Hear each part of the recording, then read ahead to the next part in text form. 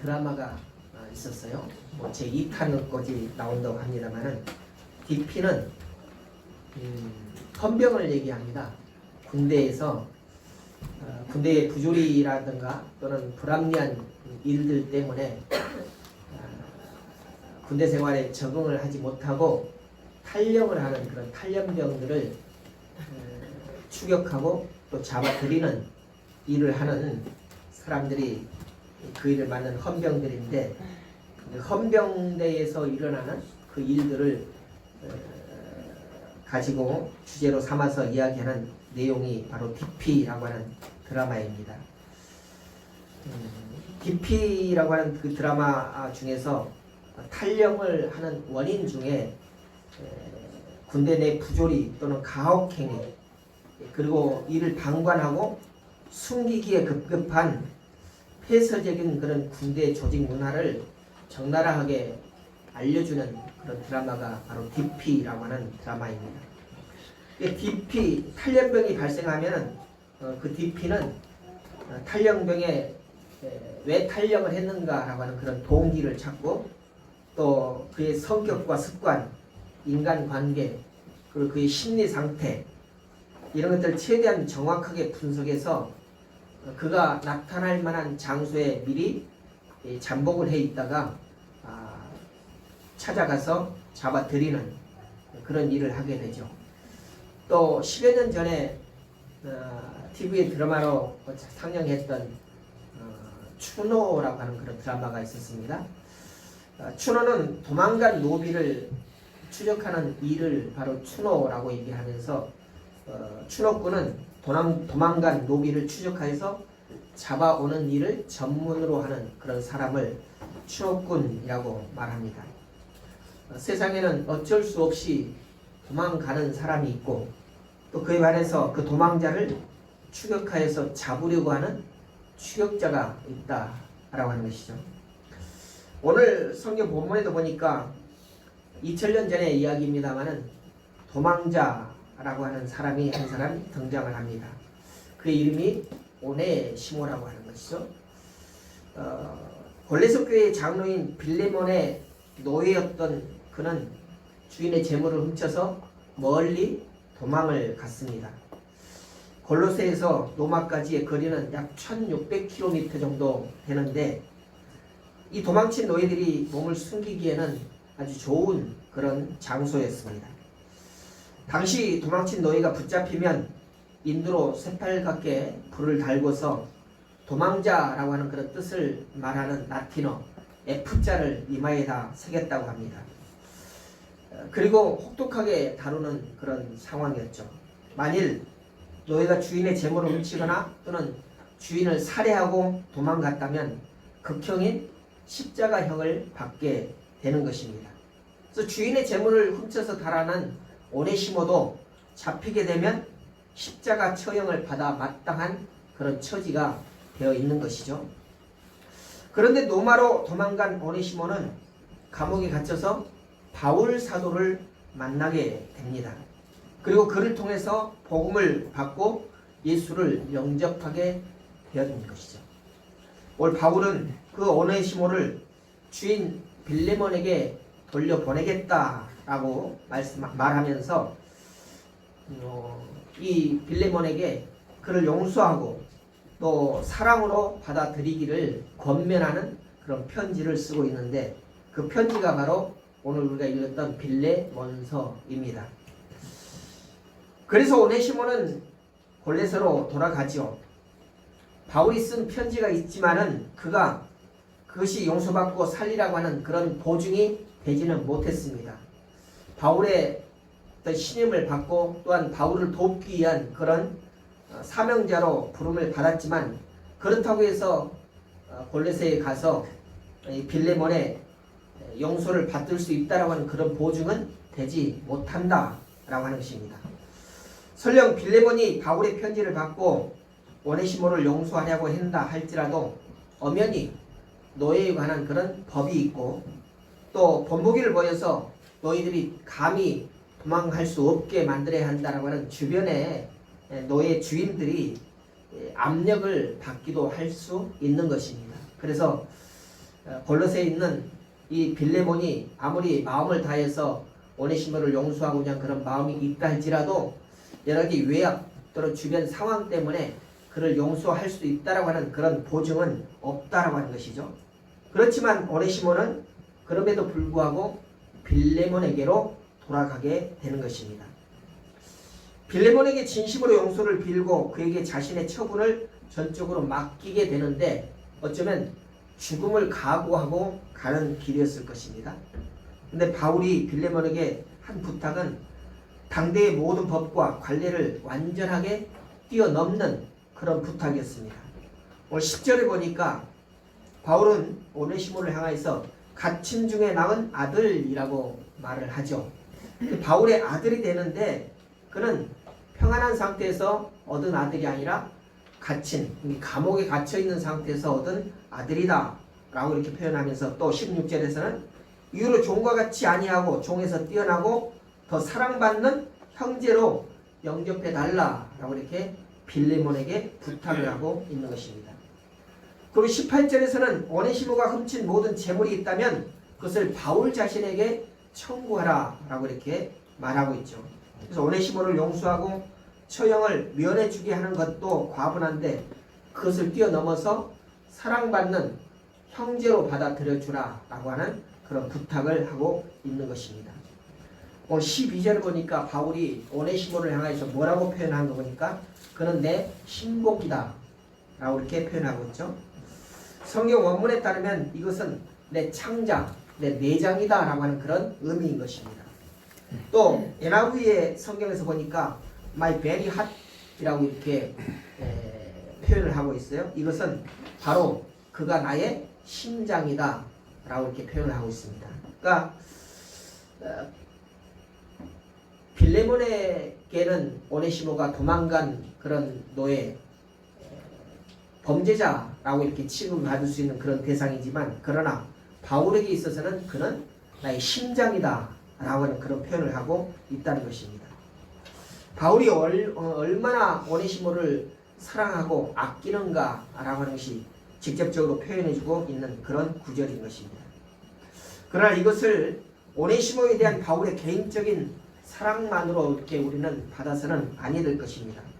만약에 그렇게 생각하면 진짜 중요한 것을 놓치게 되는 것이죠.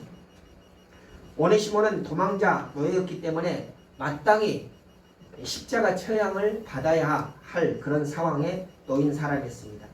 그러나 바울은 그것을 넘어서 하나님께서 도망자 오네시모를 그렇게 사랑하고 있다, 귀하게 여기고 있다라고 하는 그런 말을 하고 있는 것입니다. 그런 그가 십자가 처형을 면제받은 것은 빌레몬이 사랑이 커서가 아니라는 것입니다. 또 바울이 간곡한 부탁을 해서가 아니라라고 하는 것입니다. 그것은 바로 진짜 핵심은 그 사건 속에 예수 그리스도의 십자가 사랑이 있다라고 하는 것을 오늘 성경은 우리에게 말하고자 하는 것입니다. 십자가를 언급하지는 않았지만 빌레몬서 밑바탕에 깔려있는 것은 바로 예수 그리스도의 십자가인 것입니다. 바울이 오네시모에게 전한 복음의 내용이 무엇이겠습니까?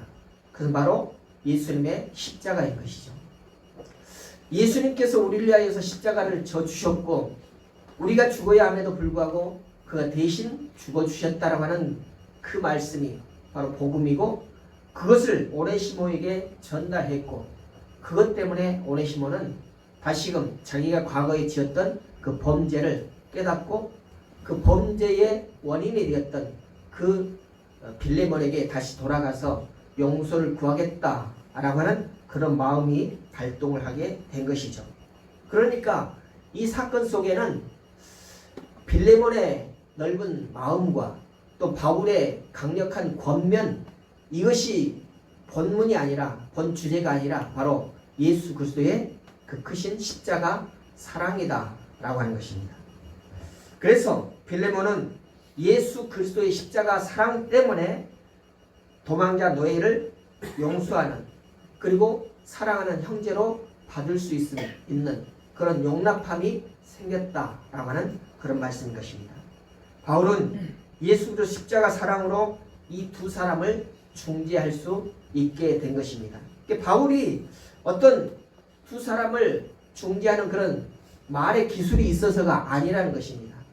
또 빌레몬이 너무나도 큰 마음을 가지고 있어서 죄인이지만 도망간 노예이지만 용서하겠다라고 하는 그런 마음이 있었던 것도 아니라는 것입니다. 그 두 사람이 화해할 수 있었고 또 용서할 수 있었던 것은 바로 십자가 사건이 그 바탕에 깔려있기 때문이다라는 것이죠. 오늘 빌레몬서에 보니까 도망자 오네시모를 추격하는 강력한 추격자가 등장을 하게 됩니다. 우리는 오네시모가 그 주인을 피해서 로마로 도망갔다라고 하는 것에 마음을 두고 도망자 오네시모라고 하는 것에 우리의 관심을 두고 있는데 아니요. 그보다는 그를 끝없이 추격하는 그런 존재가 있었다는 것이죠. 그 추격자는 바로 빌레몬이 보낸 추격군이 아니었습니다. 또 로마 정부의 DP도 아니었습니다. 그 추격자는 바로 하나님이셨습니다. 하나님은 비천하고 보잘것없는 노예, 십자가 극형의 처해에 마땅할 그런 도망자 노예 오네시모를 맹렬히 추격을 하고 계십니다. 오네시모가 로마에서 바울을 만난 것, 이것은 결단코 우연이 아니라는 것이죠. 하나님께서는 오네시모를 추격하면서 그를 바울에게로 몰아가고 계셨던 것입니다. 하나님께서는 도망자 노예 오네시모를 끝까지 쫓아가시면서 마침내 바울의 손을 빌려서 그를 그리스도의 십자가 사랑으로 변화시키고 회복시키고자 하시는 그런 뜻을 가지고 계셨다는 것입니다. 그리고 그를 나아가서는 사명자로 일으켜 세우시는 것이죠. 주 110년경에 로마에서 순교한 안디옥의 감독 이그나티우스 편지에 보면은 오네시모라고 하는 그런 이름이 등장을 하게 됩니다. 골로새로 돌아온 오네시모는 빌레몬의 형제로 용납되고 해방되어서 자유인이 되었다라고 하는 그런 증언을 하고 있는 것이죠. 후에 오네시모는 에베소의 감독이 되기도 합니다. 그리고 누구보다 충성스럽게 교회를 섬기고 성도들의 사랑과 존경을 받는 그런 사람이 되었다고 합니다. 하나님께서는 추격자이십니다. 하나님께서는 도망자를 끝없이 그리고 아주 세밀하게 추격하시는 추격자이십니다. 하나님 비천하고 보잘것없는 도망자 노예 오네시모를 향하여서 끝까지 쫓아가는 그런 모습을 보이게 되는 것이죠. 하나님께서 추격하시는 이유는 무엇일까요? 그를 사지로 내몰기 위해서가 아닙니다. 그리고 그를 잡아다가 죽이려고 하는 그런 뜻이 아니라는 것입니다. 바로 살리기 위해서 추격을 하고 계시는 것입니다. 세상으로 또 멸망으로 죽음으로 도망간 오네시모를 살리기 위해서 하나님께서는 지치지 아니하시고 끝없이 그리고 중단 없이 쫓아가셨습니다. 그리고 마침내 붙잡아서 그를 생명으로 회복시키시는 것을 오늘 우리는 본문을 통해서 알게 되는 것이죠. 그리스도의 십자가 사랑으로 변화시키고 천국의 일꾼으로 일으켜 세우고자 하는 것이 바로 하나님의 추격의 목적이었던 것입니다. 성경에도 보니까 수많은 도망자의 이야기가 등장합니다. 모세도 애굽 왕을 피해서 도망했고요. 또 야곱도 그랬습니다. 그리고 엘리야도 도망을 했습니다. 요나도 도망자였습니다. 그런 도망자가 성경에 많이 등장을 하게 되는데 하나님께서는 끝없이 그들을 추격하시고 그들을 잡아서 다시금 새롭게 세우시는 그런 과정들을 우리에게 보여주고 계시죠. 예수님께서 붙잡히시고 처형당하실 때 제자들도 도망자였습니다. 마가도 도망자였습니다. 그리고 오늘 우리도 도망자였습니다. 예수 그리스도의 복음을 전달받고 그 복음을 옳게니 이것이다라고 붙잡지 않냐고 도망했던 우리의 모습도 보였었습니다. 그러나 하나님께서는 끝까지 포기하지 아니하시고 추격해 주셨습니다. 하나님 우리가 어디로 가든지 우리를 쫓아오시는 사랑의 추격자다라고 이렇게 말씀을 드릴 수가 있는 것입니다. 여러분이 잘 알고 있는 닥터 지바고라고는 그런 영화가 있었잖아요. 그 지바고 영화에 여자 주인공인 타냐라고 하는 그런 여자가 나옵니다. 이 여자가 군대 장군을 만나게 되죠. 그리고 왜 아버지와 헤어졌느냐라고 이렇게 묻습니다. 그랬더니 그는 이렇게 대답하죠. 그때는 전쟁 중이었어요. 그리고 아버지는 저를 보호해 줄 만한 그런 상황이 아니었습니다. 라고 이렇게 자기 아버지를 변호하죠. 그때 장군은 다시금 묻습니다. 아버지와 헤어진 진짜 이유가 뭐냐? 타냐는 그의 속마음을 다시금 털어놓습니다. 아버지가 내 손을 놓았어요. 전쟁 중에서 막 도망을 가는데 아버지가 자기 손을 놓았기 때문에 아버지와 헤어졌고 결국 장군에게 붙들린 바 되었다는 것이죠. 그때 장군은 이렇게 말합니다. 너의 아버지는 진짜 아버지가 아니야. 너의 진짜 아버지는 지바고야.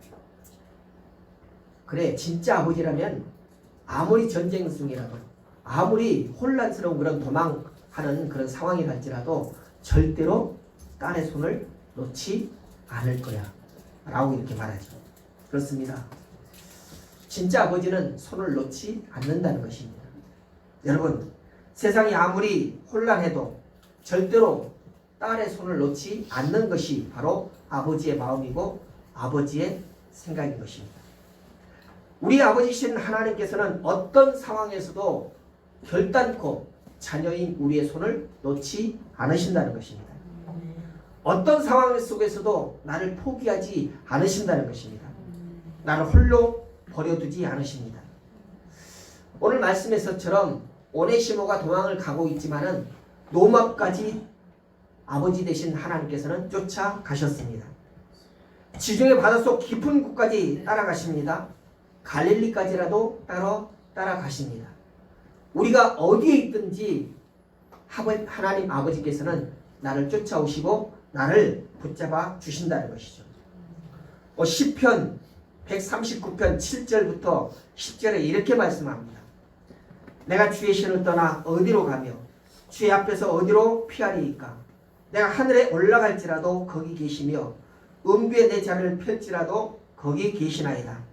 내가 새벽 날개를 치며 바다 끝에 가서 거할지라도 곧 거기서도 주의 손이 나를 인도하시며 주의 오른손이 나를 붙드시리이다. 하나님께서는 내가 하나님을 피해서 어떠한 곳에 가 있을지라도 그곳까지 추격해 오신다는 것입니다. 내가 바다 끝에 있을지라도 내가 하늘 꼭대기에 가 있을지라도 내가 음부에 내려가 있을지라도 하나님께서는 나를 찾아오신다. 나를 붙잡으신다. 라고 하는 그런 말씀인 것이죠. 오늘 오네시모의 이야기는 가장 미천한 자, 십자가 처형을 당해서 죽어 마땅한 그런 한 노예를 끝까지 쫓아가시는 하나님의 놀라우신 사랑을 이야기하고 있는 것입니다. 하나님은 대사도인 바울만의 하나님이 아니십니다. 하나님은 골로새 교회의 존경받는 장로인 빌레몬의 하나님만은 아니시라는 것입니다.